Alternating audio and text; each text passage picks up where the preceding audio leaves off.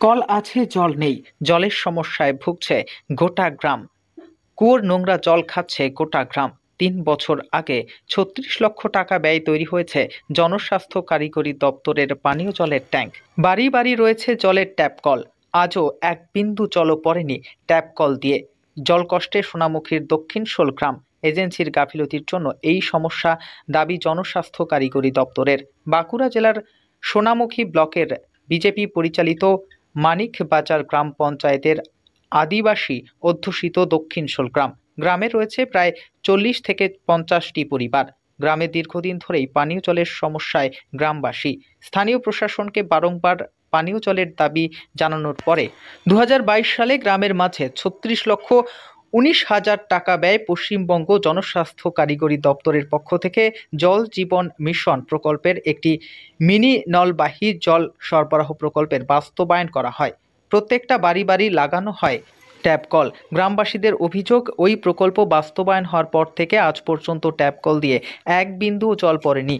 বাধ্য হয়ে গ্রামের মাঝে থাকা একটি কুয়োর নোংরা জল পান করেই দিন গুজরান করছে গ্রামের মানুষজন।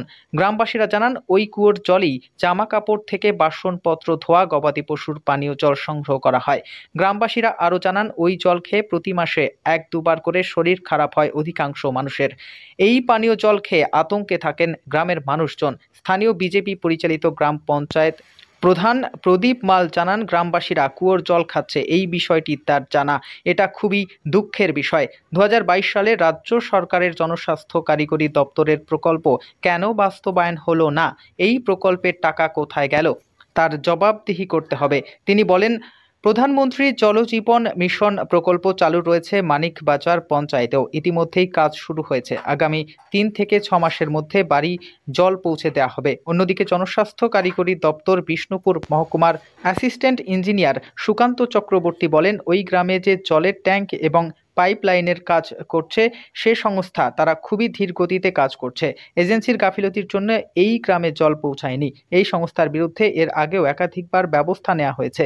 একাধিকবার চিঠি করা হয়েছে দ্রুত গতিতে কাজ সম্পন্ন করার জন্য। তবে বিষয়টি অতি তৎপরতার সঙ্গে দেখা হবে, যাতে করে এই সপ্তাহের মধ্যেই গ্রামের মানুষ জল পায়। সোনামুখী থেকে মিলন পাজার রিপোর্ট। কতটা সমস্যা রয়েছে গ্রামের জলের সমস্যা?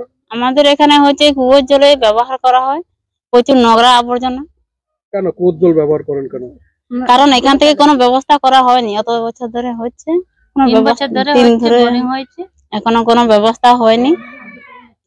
কিন্তু গ্রামে তো আপনাদের ট্যাঙ্ক তৈরি করা হয়েছে, প্রকল্প জলের প্রকল্প তৈরি করা হয়েছে, কি সেটা কি চালু হয়নি? না, চালু হয়নি এখনো। কাদের গাফিলতি? এটা হচ্ছে মানে ওনাদের যারা করছে তারা বলছে চালু হবে এই বলে মানে চালিয়ে যাচ্ছে ওরা।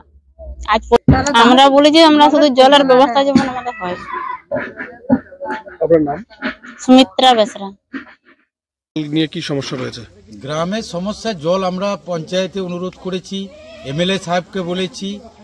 আমাদের যে কুয়োর জল আমরা এখনো বর্ষাকালে আমাদের খেলে অনেকেরই পায়খানা প্রবলেম হচ্ছে, আমাশয় হচ্ছে, ডায়রিয়া টাইপের হচ্ছে, কেউ গুরুত্ব দেয়নি। দেখছি আশা রাখছি।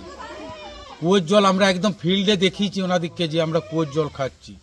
এবং আমাদের একটা ট্যাঙ্ক করেছে, 22 সালে শুরু করেছে, ক সালে যে শেষ হবে তাও ঠিক নেই। এই অবস্থা, কুয়োর জল পুরো মরে, কাদার জল উঠে এবং কানি করে ছাকনি করে ওই জলটাই খায়। এখন এই গ্রামে কতগুলো পরিবার রয়েছে? আমরা 30টা ফ্যামিলি আছে পরিবার। কি জানাবেন প্রশাসনের কাছে, কি দাবি করবেন? আমরা শুধু খাবার জল আমরা চাচ্ছি না, কোনো কিছুই চাচ্ছি না, যে আমাদের অন্তত খাবার জলটুকু আমাদেরকে পরিষেবা দেন। আচ্ছা, আপনার নাম?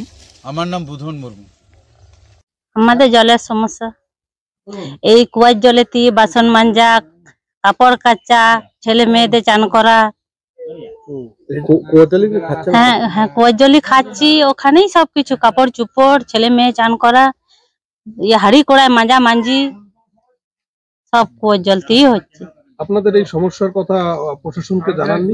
হ্যাঁ, জানিয়েছি তো, আমরা জানাইছি, দিয়ে ওরা বলছে হয়ে যাবে। আজ 6 মাস সময় লাগবে, 6 মাস করে 3 বছর হয়ে গেল, এখনো কই কিছু হচ্ছে না। স্ট্যাপ বসানো হয়েছে, ঘরে ঘরে এক একটা করে ওই বসানোই রয়ে গেছে। এখন কি চাইছেন আপনারা? আমরা জল চাই, জলের ব্যবস্থা করে দিলে ভালো। এই জল ব্যবহারের ফলে কি কোনো রোগ জ্বালা হ্যাঁ, রোগ জ্বালা হয়েছে, ছেলে মেয়েদের ডায়রিয়া হয়েছে, আমরা বড় মানুষদেরও অসুবিধা হচ্ছে, প্রায়ই হয়। আপনার নাম? লক্ষ্মী মুর্মু। কি বলবেন, কি কারণে জল পৌঁছাচ্ছে না?